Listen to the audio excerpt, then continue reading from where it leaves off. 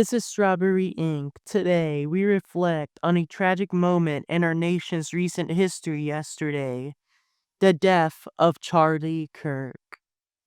Charlie Kirk, co-founder of Turning Point USA, he organized Trump rallies and rallies of other politicians. He was shot yesterday, a Wednesday, during an event at Utah Valley University.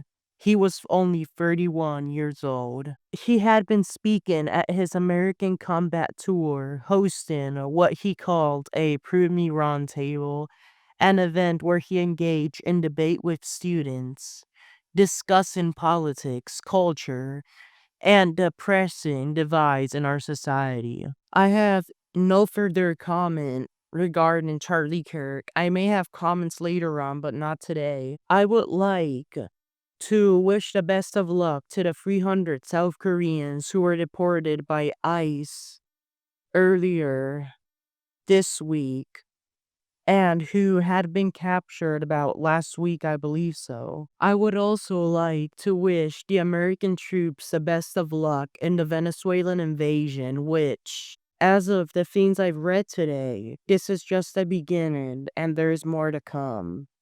Down Nicolas Maduro, one of the worst political leaders active to this day, and also one of America's biggest enemies under the Trump administration has been Mexico, besides China, but Mexico City, the capital, recently had a big gas truck explosion. My prayers go out to everyone affected by that. It was truly a tragic incident. Anyways, let's get back to the Charlie Kirk assassination. What is known so far by the FBI, who have been actively investigating, is that the event was outdoors and there were about 3,000 people attending. At roughly midday, a single shot rang out. Kirk was struck in the neck. His face was covered in blood by that strong bullet, which was a pretty powerful one. He lost conscious at the scene. Authorities believe the shooter fired from a nearby rooftop. The shooter then fled. The weapon used was a high-powered bolt-action rifle that was stitched, and the FBI has recovered it.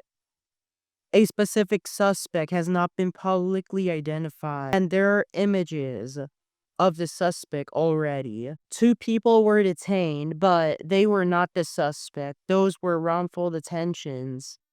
They have since been released, and I hope these 2 get law firms who would accept a lawsuit, because authorities deserve to be sued. How would these 2 people be wrongfully detained? It's just like in the Boston bombing. A Muslim-looking person was wrongfully detained and then let go. So, I'm holding the pictures right now of what the FBI believes is the actual suspect. It looks like he's wearing a t-shirt or a sweater, I think, with an American flag on it and what looks like the shape of a gun. It looks like a male. He's wearing blue jeans, closed-toed white shoes, black sunglasses, and a hat too, which it looks like a baseball cap to me. And he has got short hair. This is being widely condemned across political lines. Yesterday, it was the Ukrainian lady who was stabbed to death, but after the shooting occurred, it's now this Charlie Kirk shooting that's viral on the news. More than all this 9/11 ceremony stuff. So, leaders are calling it a political assassination. This was just weeks after that Minnesota lawmaker was killed. And many are urging calm, asking that we not allow political violence to become normalized. Students are shaken, group chats are filled with shock, grief, confusion, and reminders of how fragile free speech and public disclosure can feel. Turning Point USA released a statement confirming his death, asking for prayers for Kirk's family and decrying the violence. The family is already rearranging phone calls and choosing a good funeral home for the services. Charlie Kirk's death is not only a personal tragedy for his family, friends, and followers, but also a symbol of a moment in American life. It raises urgent questions. How safe are public figures when engaged in public debate, particularly on college campuses? What responsibility do we all, media, politicians, citizens, bear to lower the temperature of political rhetoric? What are the implications for free speech if physical danger becomes a predictable outcome of speaking one's views? As you remember Charlie Kirk, let his life and death remind us that ideas, arguments, and debates matter.